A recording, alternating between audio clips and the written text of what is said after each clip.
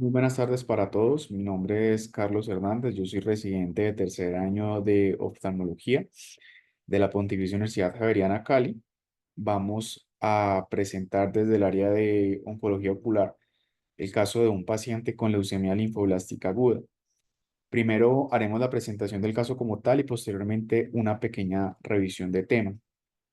Se trata entonces de un paciente de 11 años de edad con antecedente de LLA diagnosticado en el año 2022 de precursor T, quien había presentado una primera recaída por interrupción de su tratamiento, esto en relación a trámites administrativos, el cual cursó con afectación del sistema nervioso central y compromiso ocular derecho, lo cual lo llevó a una pérdida de la visión.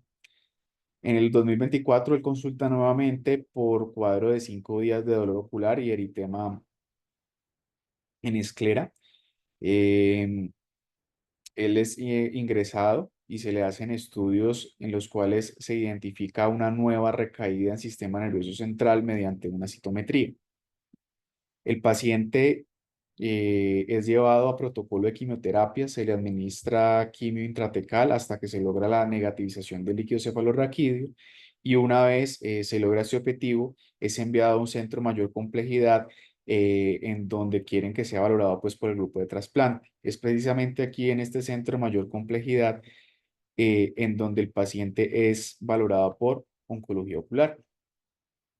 Como otros antecedentes a mencionar, pues ha pasado por varios procesos infecciosos relacionados con su patología de base, ha presentado choque séptico, gastroenteritis por Campylobacter, ha presentado colitis neutropénica, eh, ha presentado interrupción de la quimioterapia por elevación de las transaminasas. Tiene también imágenes extramulares, tiene una resonancia magnética de cerebro en donde se ha evidenciado una tumefacción de aspecto infiltrativo en el nervio óptico derecho, desprendimiento de retina, anomalías morfológicas del globo ocular. Mm, Tiene imágenes donde se ha evidenciado también hemorragias vítreas y también se confirma la retinopatía y la neuropatía óptica de origen leucémico. Estudios infecciosos basales negativos, tales como citomegalovirus, herpes, hepatitis, VIH. Y tiene la inmunotificación en líquido cefalorraquídeo, en la cual se ha identificado una población de blastos linfoides blastos linfoides T, que corresponden al 93,3% del total de eventos. Los fenotipos han sido CD45 positivo, débil, CD2 positivo, CD3, CD8, CD4, CD7 positivos y HLA-DR negativo. Como es esperado, anomalías pues en los reactantes de fase aguda y en los estudios de los cuadros hemáticos. El paciente es valorado por primera vez por hemato-oncología, quienes consideran que se debe ser llevado a un aspirado de médula ósea y debe recibir quimioterapia intratecal. En esa primera valoración, el paciente se deja con mercaptopurina y no se le suspende el manejo de quimioterapia con el que venía de periferia. Es valorado por oftalmología general, quienes encuentran en ojo derecho una conjuntiva normal, una córnea clara, una cámara anterior formada con un cristalino transparente, una rubeosis del iris 360 grados, principalmente hacia el lado nasal, célula citindal negativo y fluoresceína negativo. El examen oftalmológico del ojo izquierdo se encontraba dentro de la normalidad. La presión intraocular del ojo derecho era de 20 milímetros de mercurio, en el ojo izquierdo de 15 milímetros de mercurio. Y al fondo del ojo, en el ojo derecho, se encontró unos medios moderadamente turbios, un nervio óptico pálido con una densa infiltración yuxtapapilar 360 grados, presentaba exudación y hemorragia subretiniana que comprometía prácticamente todo el polo posterior. Estos hallazgos se encontraban en diferentes estadios de reabsorción, tenía un engrosamiento coroideo generalizado. El fondo de ojo del ojo izquierdo se encontraba normal. Se deja con los siguientes diagnósticos oftalmológicos, como una infiltración del nervio óptico de retina y coroides por LLA, con una maurosis secundaria y un glaucoma neovascular secundario. Al paciente se le indica manejo con atropina, Critantec, se le suspende la dexametasona, el midracil y el timolol, y se deja la orden para un control dentro de 3 semanas para chequear nuevamente cómo está la presión intraocular y hacer seguimiento al dolor del paciente. Ese mismo día, oftalmología general comenta al paciente con retina, quienes consideran pues de que no existe ningún tratamiento que permita recuperar la visión y que su dolor lo más probable es que sea secundario a elevaciones de las presiones intraoculares por ese glaucoma neovascular. Se interconsulta a oncología ocular. El paciente es encontrado con bastante dolor y fotofobia en el ojo derecho. De hecho, estaba pues tapado con un parche y tenía bastante limitación a la motilidad por el dolor. Teniendo en cuenta esto, se da orden para un examen con anestesia para la realización pues, de RED-CAM. En ese primer RED-CAM, en el ojo derecho, quedó descrito que presentaba leve oftalmos, aumento bidigital del tono, se encontraba una córnea opaca con queratopatía bulosa, sin vasos en cámara anterior. El ojo izquierdo se encontraba dentro de la normalidad. Vemos entonces que se presenta un vitrio turbio con desprendimiento seroso, con imágenes en bula 360 grados, líneas de demarcación que simulan tabiques con proliferación del EPR entre lo que viene siendo la retina aplicada y la retina desprendida. El nervio óptico no se logra observar por esa importante infiltración peripapilar, por la presencia de la hemorragia retiniana y subretinada radial.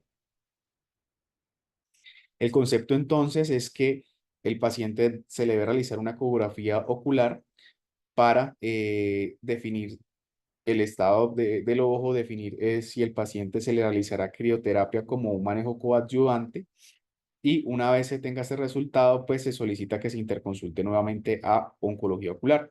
El estudio sale rápidamente, es valorado nuevamente. Este estudio reporta un globo ocular de 22,49 milímetros, una cavidad vítrea ocupada por múltiples ecos de baja, mediana y alta reflectividad que corresponden con la vitreitis, con ese desprendimiento de retina temporal y superior.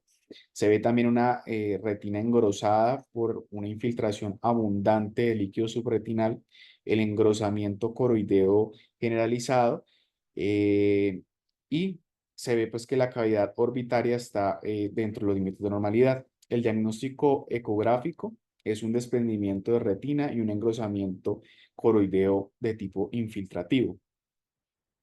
Se comenta con glaucoma, quienes pues ajustan el manejo y se deja finalmente con Critantec, pernisolona y atropina a la frecuencia pues que estamos viendo en la diapositiva. El paciente durante todo este proceso pues de valoración oftalmológica claramente siguió evolucionando desde su parte sistémica, recibe finalmente ese ciclo de intensificación, pero una vez está terminando este ciclo, el paciente cursa con una fungemia que le lleva a tener compromiso de piel y pulmón, y finalmente tiene que ser llevado a UCI, en donde es manejado con voriconazol y anfotericina B. Sin embargo, esta última tiene que ser suspendida porque el paciente empieza a presentar toxicidad tubular y finalmente termina en un choque séptico por fusarium. Cursó también por una bacteremia por Klebsiella, y una vez el paciente está más estable de toda esta parte infecciosa, se le inicia el ciclo de quimioterapia intermedio, mínimamente supresor, para mantener la enfermedad. Además de eso, se le administra la quimioterapia intratecal. Infectología durante la valoración y el seguimiento de esta fungemia, dado que el paciente presentó nuevamente síntomas oculares y cambios a nivel de su agudeza visual, decide interconsultar a oftalmología para definir si esa clínica oftalmológica se debe a siembras de fusarium o si está relacionado netamente con su patología de base.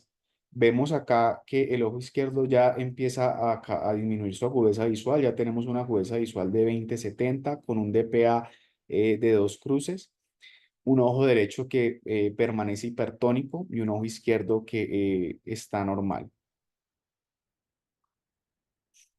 En la biomicroscopía se evidencia en ojo derecho unos párpados sanos, una conjuntiva con leve hiperemia, una córnea clara, la cámara anterior está formada, un iris con miriasis máxima y no se evalúa presencia de neovasos, no porque no los presente, sino porque ese día pues, se hizo biomicroscopía eh, con lente de 20 dioptrías. El ojo izquierdo presenta una biomicroscopía normal.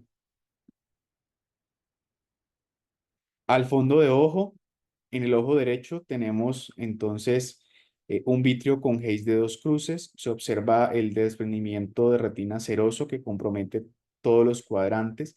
No se alcanza a visualizar el nervio óptico. Da impresión la infiltración subretiniana y las hemorragias intrarretinianas. En el ojo izquierdo vemos un vitrio claro, un disco de bordes definidos, una excavación de 0,2, una mácula sana, una relación arteria-vena de 2 a 3, vasos tortuosos, retina aplicada, sin lesiones coloretinianas subjetivas de siembras micóticas. Sin embargo, dado que el paciente tiene un antecedente, es interconsultado a oncología ocular para ver si estos hallazgos oftalmológicos tienen relación con su tumor de base. La médica tratante o digamos la interconsultante de oftalmología general en este caso no consideró que se tratara por siembras de fusarium. Oncología ocular valora al paciente, encuentra una bimicroscopía muy similar a las descritas previamente, tanto en el ojo derecho como en el ojo izquierdo. Al fondo de ojo, en el ojito derecho, se evidencia un vitrio turbio con ese desprendimiento seroso, con imágenes en bula 360, las líneas de demarcación que simulan los tabiques con proliferación del EPR entre la retina aplicada y la desprendida. Sigue sin poderse visualizar el nervio óptico por esa infiltración. Eh, Continúa pues con sus hemorragias subretinianas y retinianas de forma radial. Y en el ojo izquierdo se evidencia un disco rosado, bordes definidos, una excavación de 0,2, sin edemas ni exudados ni hemorragias, una mácula sana, no hay lesiones infiltrativas y la retina está adherida. Se solicita entonces un nuevo estudio por REDCAM. En el segundo REDCAM, en el ojo derecho, vemos un ojo sin buftalmos con hipotonía digital, leve pigmento amarillo claro epiescleral, que no es de características pues ictéricas, con una córnea clara que no presenta queratopatía bulosa hacia la periferia de la córnea. En el ojo izquierdo, los párpados son normales, no hay lesiones ni en conjuntiva ni en fondos de saco y la córnea está transparente. El ojo derecho, tal y como vemos, pues no fue valorable al fondo de ojo. Y en el izquierdo se evidencia un disco rosado de bordes tal y como vemos borrados, un anillo neuroretinal que está congestivo, una excavación de 0,2, el disco con edema, los vasos están tortuosos en la salida del disco, la mácula se aprecia de aspecto sano, vemos unas hemorragias en llamas hacia la periferia temporal e inferior y subretinal que se encuentra pues organizada en el mismo lugar. Vemos que presenta además tortuosidad vascular marcada. El resto de la retina se encuentra adherida y sin lesiones. La conducta entonces es solicitar nuevamente una ecografía de ojo derecho y se realiza una solicitud para valoración en junta médica con oncología. El paciente hasta la fecha sigue en evolución y pues está pendiente como menciono, esta junta médica para definir cuál es el manejo que se le va a brindar en este momento. He terminado entonces la presentación del caso clínico. Es un paciente pues al cual por el momento no está claro qué es lo que va a ocurrir con él y está pendiente pues definirse. Continuaremos con la revisión de tema. Las enfermedades linfoproliferativas se clasifican según el origen celular. Tenemos por una parte los linfomas que pueden ser Hodgkin o no Hodgkin. Estos pueden ser de células B, células T o natural killer. Usualmente estas lesiones se localizan a nivel de los ganglios linfáticos o en el tejido extranodal, como lo pueden ser el ojo, el cerebro o tracto gastrointestinal y la piel. Por su parte, las leucemias aparecen en la médula ósea y se van a diseminar por el torrente sanguíneo. El origen de las células malignas pues, puede ser de cualquier etapa de maduración de los glóbulos blancos. Se cree que o se ha identificado que es por reordenamientos del ADN, por factores ambientales o factores internos como anomalías cromosómicas. Dentro de la clínica se puede presentar, se incluye la anemia, la trombocitopenia, las hemorragias, también pueden haber síntomas constitucionales, linfadenopatías y esplenomegalia, como me mencionaremos a continuación. Algo importante es que las manifestaciones oculares están presentes hasta en el 35 a 39% de los pacientes, lo cual es un dato para nada despreciable. Em, en cuanto a la LLA y la LBL, son las malignidades más frecuentes en la edad pediátrica. Representan un tercio de las malignidades en los niños y la órbita y el ojo viene siendo el tercer sitio de mayor afectación extramedular. La etiología pues es realmente desconocida, pero existen factores de riesgo identificados como los son genéticos, virales y ambientales. Hablando de la epidemiología, se ha estimado que la línea B se encuentra comprometida en el 85% de los casos, la línea T en el 10 al 15% y la natural killer en menos de 1%. Anualmente en Estados Unidos se han identificado o se han estimado 2.500 a 3.000 casos nuevos y la incidencia es de 3.4 casos por 100.000. En cuanto a su presentación clínica, podemos tener entonces que son consecuencia de la ocupación de médula ósea por estas células leucémicas. Los hallazgos son algunos de los que hemos mencionado previamente, como la anemia, la trombocitopenia y la neutropenia. Y aparte de eso, pues pueden presentar síntomas constitucionales como pérdida de peso, escalofríos o fiebre. Esta entidad puede infiltrarse en hígado, en vaso y en sistema nervioso central, de manera que podemos encontrar otros hallazgos como hepatomegalia o esplenomegalia. Otras alteraciones pueden ser dolor musculoesquelético, cefalea, agrandamiento testicular y masas mediastinales. Cabe mencionar que hasta un 6% de los pacientes son asintomáticos en el momento del diagnóstico. Hablando puntualmente de las manifestaciones oculares, estos pueden ser los signos iniciales de la enfermedad o pueden ser manifestaciones que aparecen en las recurrencias o en las recaídas. Tenemos las primarias, el cual va a ser principalmente los infiltrados leucémicos con esas hemorragias retinianas que presentan el centro blanco, o secundarias a las anomalías hematológicas, secundarias a las anemias, secundarias a las trombocitopenias o a que la sangre tenga hiperviscosidad. También podemos encontrar manifestaciones oculares que son secundarias a infecciones oportunistas, pues recordemos que estos pacientes pues son, digamos, susceptibles a este tipo de afectaciones. En este artículo publicado en el Journal Europeo de Oftalmología, se evaluaron 185 pacientes pediátricos con LLA, encontrando que el 22% de los pacientes presentaban manifestaciones oculares al momento del diagnóstico. Aquí tenemos ordenado de mayor a menor frecuencia cuáles eran las manifestaciones oculares que más se presentaban. Vemos que inicialmente tenemos las hemorragias intrarretinianas, las hemorragias subaloideas, papiledema, hemorragias con centro blanco, dilatación y tortuosidad vascular, hemorragia subconjuntival, celulitis preseptal y parálisis del sexto nervio. Como vemos, los primeros hallazgos son los mismos hallazgos que el paciente que presentamos el día de hoy. Y si nos detenemos a analizar un poco, todo esto tiene bastante sentido, porque lo primero que ocurre es que estos pacientes tengan anomalías o alteraciones a nivel hematológico. En el caso del ojo, pues estas anomalías llevan a sangrados. Ya en etapas más avanzadas se empiezan a ver los signos o los hallazgos de infiltración leucémica directa. Es por esto que se ha concluido de que cuando tenemos afectación o empeoramiento de las manifestaciones oculares, esto se traduce en un peor pronóstico.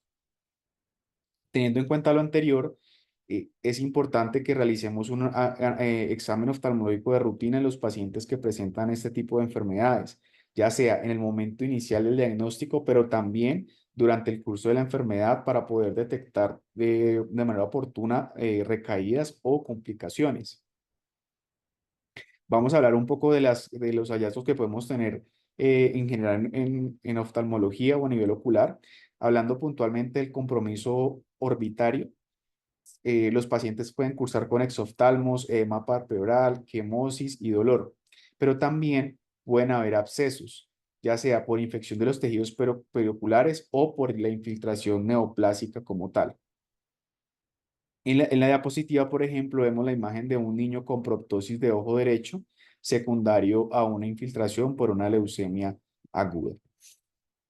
El compromiso de la conjuntiva es poco común. Estas lesiones se pueden presentar a nivel en todos los niveles de la sustancia propia, ya sea de forma difusa o en parches. Se concentran principalmente a lo largo de los vasos sanguíneos y se puede ver una anomalía venosa en forma de coma que es secundaria a la hiperviscosidad de la sangre. El compromiso corneal, pues al ser la córnea una estructura avascular, no suele estar implicada en la leucemia, se relaciona más bien a queratitis secundarias a inmunosupresión o a enfermedad de injerto contra huésped. Em, Además, pues se ha visto afectación de la córnea cuando, como efecto pues adverso a la quimioterapia, pero como mencionaba, no como tal eh, implicado pues con la patología como tal. A nivel del segmento anterior, la infiltración del iris es pues que se vea clínicamente, no es tan común. Esta ocurre cuando ya hay un compromiso de la coroides y el cuerpo ciliar. Si aparece clínicamente, se va a caracterizar por un cambio en la coloración del mismo y va a ser un color gris amarillento. Los cambios en la presión intraocular se ha especulado porque realmente no se ha logrado pues identificar a ciencia cierta cuál es el mecanismo por el cual ocurre la elevación de la presión intraocular, pero se cree que es por la infiltración de la malla trabecular. Otro de los hallazgos que se ven, y principalmente en niños a nivel del segmento anterior, es el ifema espontáneo. El compromiso de la coroides tiende a ser perivascular. Este puede ser principalmente difuso. La coroides va a tener un engrosamiento, como lo vimos en nuestro paciente. El EDPR suprayacente, perdón, puede mostrar alteraciones secundarias como la atropia o la hipertrofia. Puede haber pérdida de células fotorreceptoras, formación de drusas, desprendimientos serosos, que es pues es muy, digamos, clásico que ocurre en estos pacientes. Em, y generalmente este desprendimiento tiende a ser poco profundo y muy localizado como en el polo posterior. El compromiso de nervio óptico está relacionado con el compromiso del sistema nervioso central. Se da de dos maneras, por infiltración directa de la cabeza del nervio o porque el paciente tenga un edema retrolaminar secundario. La infiltración del nervio óptico cuando es masiva puede verse como esa clásica pues, imagen de papiledema. Entonces vemos cómo nuestro paciente ha tenido, digamos, muchas de todas de esas características que hemos estado y estos hallazgos que hemos estado mencionando. Aquí vemos el ejemplo de un paciente de 40 años con un diagnóstico de leucemia linfoblástica que se encuentra en remisión y vemos cómo después de 7 meses de tratamiento, pues hay una franca mejoría a nivel de ese edema y ese compromiso del nervio óptico. En la retina, las células, la retina se afecta como tal por las células neoplásicas, pero también por la anemia y por la trombocitopenia y por la hiperviscosidad. Todo esto pues hace referencia a la retinopatía leucémica. Vamos a encontrar dilatación y tortuosidad venosa, hemorragias en todos los niveles, ya sean hemorragias pre, intra o hemorragias subretinianas. Vemos también esas manchas algodonosas y esas manchas de roto, que ya describiremos a continuación. En esta diapositiva vemos entonces hemorragias en llama con focos blancos y algodonosos. Las manchas de Roth son hemorragias retinianas que presentan ese centro blanco formado por fibrina que está coagulada. Este se puede ver en leucemias, en bacteremias, también se puede ver en endocarditis bacterianas. Y en la imagen del lado derecho tenemos una hemorragia premacular. Acá tenemos otra hemorragia, en este caso una retrohialoidea, que tiene una capa también separada de leucocitos, como vemos. Aquí tenemos una fotografía a color y la correspondiente angiografía con fluoresceína. Vemos entonces el fotograma tardío de la misma con una hemorragia retiniana por una retinopatía leucémica.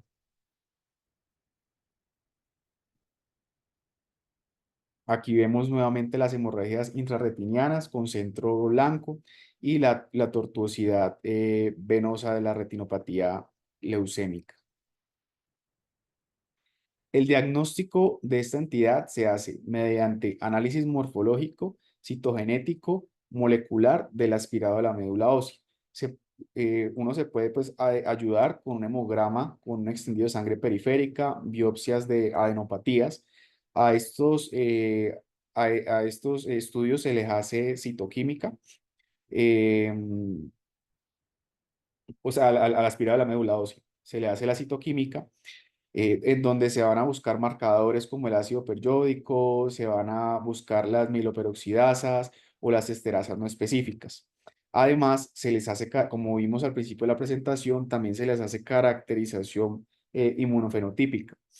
Vamos a buscar antígenos linfoides para células B, para células T y para células NK.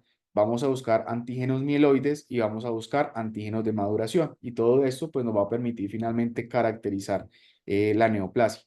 Dentro de los diagnósticos diferenciales vamos a tener el linfoma de Burkitt, el LMA, el LMC, las anemias aplásicas o los tumores pequeños de células azules redondas. Eso en cuanto a los malignos. Y a los diagnósticos diferenciales no malignos, vamos a tener las trombocitopenias inmunes, el VIH, la mononucleosis infecciosa, la tosferina, la osteomielitis, la tuberculosis, las toxicidades por metales pesados, pacientes que presenten timomas y enfermedades autoinmunes. En el caso pues, de los niños, enfermedades como la artritis reumatoide juvenil. En cuanto al tratamiento, la quimioterapia combinada es la base del mismo. Vamos a tener una terapia de inducción. Esta incluye los glucocorticoides, va a incluir la vincristina, la asparaginasa, la antraciclina y otros agentes pues, que también pueden ser coadyuvantes. Tenemos una quimioterapia de consolidación, generalmente incluye combinación de ciclofosfamida, citarabina, vincristina, asparaginasa, mercaptopurina junto con el meclotexate intratecal. Y tenemos una terapia de mantenimiento en la cual vamos a incluir el 6-MP, el metrotexate intratecal, y estos pacientes pueden tener pulsos de vincristina y glucocorticoides. Finalmente, y eso es lo que se quería llevar a nuestro paciente porque él tiene un hermano, el cual pues ya se habló con los familiares y digamos que está a la disposición para que se haga el trasplante de halógeno de células hematopoyéticas y digamos que esta es la terapia de consolidación.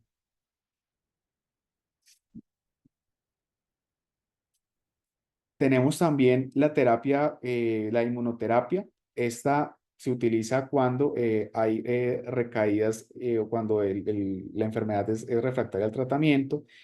Vamos a tener como opciones los medicamentos que tenemos en la diapositiva. Los principales sitios de recaída son la médula ósea y el sistema nervioso central. Sin embargo, vemos que existen otros órganos extramedulares, como lo son los ojos, los ovarios, los testículos y los riñones, a los cuales también es frecuente que ocurra recaída. En los niños, la recaída oftálmica se ha estimado en un 2% y como vemos, pues puede afectar cualquiera de estas estructuras. Es por eso que si tenemos un paciente con ese antecedente y presenta ojo rojo, dolor, hipopión, debe ser valorado inmediatamente por oftalmología. En cuanto al pronóstico, pues hemos mencionado que siempre que se haya un compromiso oftalmológico y principalmente ya cuando hay un infiltrado como tal de la enfermedad a nivel ocular, este nos habla de un mal pronóstico para nuestro paciente. Mm, Teniendo en cuenta lo anterior, digamos que dentro de los grupos de oncología siempre se tiene en cuenta al oftalmólogo como parte del equipo para manejar estos casos. Esto era lo que les traía para el día de hoy. Muchísimas gracias para todos. Muchas gracias a las doctoras por permitirnos este espacio y por haberme permitido pues tener las imágenes que les traigo el día de hoy.